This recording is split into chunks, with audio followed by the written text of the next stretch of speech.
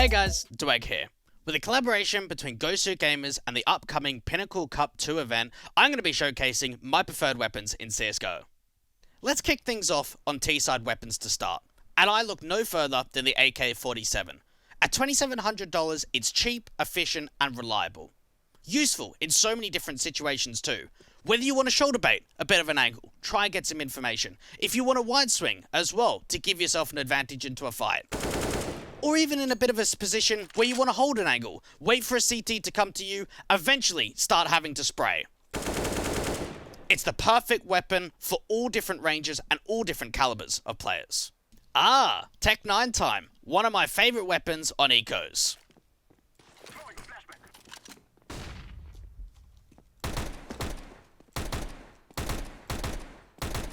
It's one of those weapons where you could just get so aggressive, so in the face of your opponents. And at $500, it's a no-brainer on ecos or sometimes even half buys. Great for site takes and dive setups out on maps to just be able to take the fight the best that you can. There's nothing I love more than eco frags. Getting those stats in, but of course, being smart about the economy.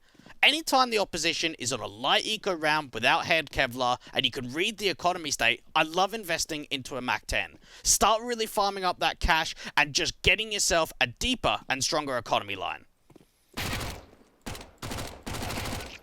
Now that we've had a look at T-side weapons, let's chuck it over to the CT side, and in particular, have a look at the M4A4, a weapon that I love to use in the majority of rifle rounds. At $3,100, you can't go wrong.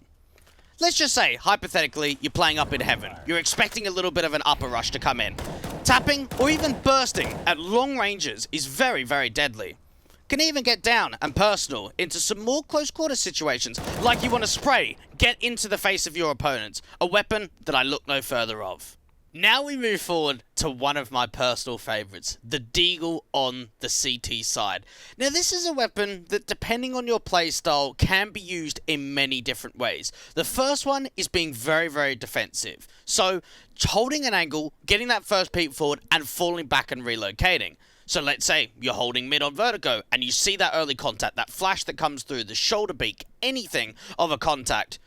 Take that first shot, and start running away to reposition. Give yourself another one of those headshot angles, take a shot, fall back again. Start working a little bit silently. Try and create a little bit of angles for yourself to give the best advantage possible up against the T side, or you can get a little bit more up close and personal and look for those body shots. 2 shots to the stomach with the Deagle will give you an instant kill against unarmored or armored opponents. So let's say you're holding a very close quarters range and you hear the T side play, you can even start pre-firing or just spamming the Deagle away and getting those body shots through. We're finally coming to the end of the video, and I'm going to be looking at my last preferred weapon in CSGO. And to maybe your surprise, it's actually the XM1014. Now, it's a shotgun that I like to use on CT side, holding a lot of close range angles. And if you've got teammates that can support you with utility and help to establish some crossfires, this thing mows up against eco rounds and is actually decent to farm up money up against the rifle rounds too. So let's say you're playing Inferno towards the top of Banana and you're getting flashed in to start it off towards the broken wall.